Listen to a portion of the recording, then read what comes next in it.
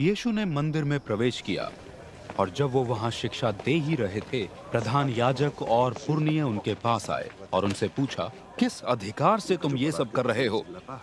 कौन है वो जिसने तुम्हें इसका अधिकार दिया है? यीशु ने इसके उत्तर में कहा, मैं भी आपसे एक प्रश्न करूंगा। यदि आप मुझे उसका उत्तर देंगे तो मैं भी आपके इस प्रश्न का उत्तर दूंगा कि मैं किस अधिकार से ये सब करता हूँ।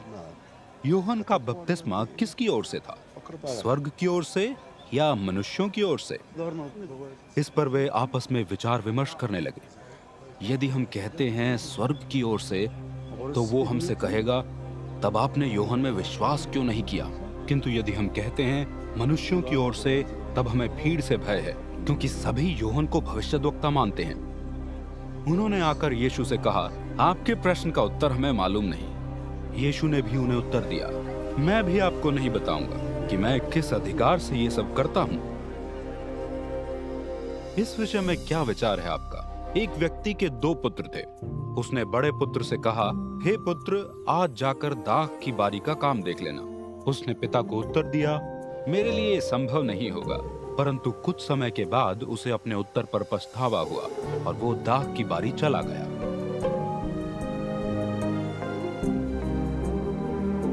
पिता दूसरे पुत्र के पास गया और उससे भी यही कहा। उसने उत्तर दिया, जी हाँ, अवश्य, किंतु वो गया नहीं। ये बताइए कि किस पुत्र ने अपने पिता की इच्छा पूरी की?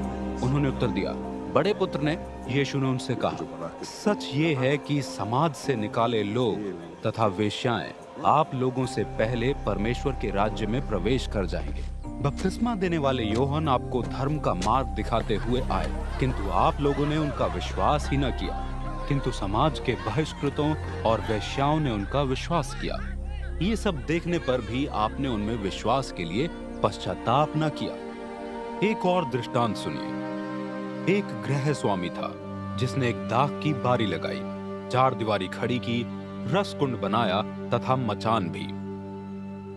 इसके बाद वो दाख की बारी किसानों को पट्टे पर देकर यात्रा पर चला गया। जब उपज तैयार होने का समय आया, तब उसने किसानों के पास अपने दास भेजे कि वे उनसे उपज का पहले से तय किया हुआ भाग इकट्ठा करें। किसानों ने उसके दासों को पकड़ा, उनमें से एक की पिटाई की, एक की हत्या तथा एक का पथराव। अब गृह स्वामी ने पहले से अधिक संख्या में दास भेजे। इन दासों के साथ भी किसानों ने वही सब किया।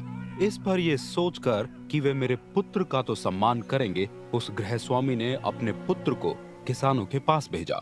किंतु जब किसानों ने पुत्र को देखा तो आपस में विचार किया, सुनो, ये तो वारिस है, चलो इसकी हत्या कर दें और पूरी संपत्ति हड़प लें। इसलिए उन्होंने पुत्र को पकड़ा, उसे बारी के बाहर ले गए और उसकी हत्या कर दी।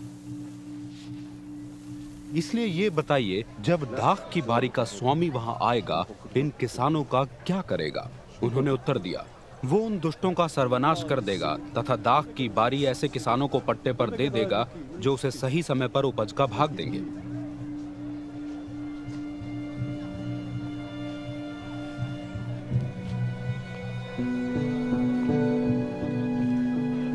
यीशु ने उनसे कहा, क्या आपने पवित्र शास्त्र में कभी नहीं पढ़ा, जिस पत्थर को राजमिस्त्रियों ने अनुपयोगी घोषित कर दिया था, वही कोने का मुख्य पत्थर बन गया। ये प्रभु की ओर से हुआ और ये हमारी दृष्टि में अनूठा है। इसलिए मैं आप सब पर ये सत्य प्रकाशित कर रहा हूँ, परमेश्वर का राज्य आपसे छीन लिया जाएगा तथा उस राष्ट्र को सौंप दिया जाएगा जो उपयुक्त फल लाएगा। वो जो इस पत्थर पर गिरेगा टुकड़े टुकड़े हो जाएगा, किंतु जिस किसी पर ये पत्थर गिरेगा उसे कुचलकर चूर्ण बना देगा। प्रधान याजक और फरीसी ये दृष्टांत सुनकर समझ गए कि यीशु ये उन्हीं के विषय में कह रहे थे।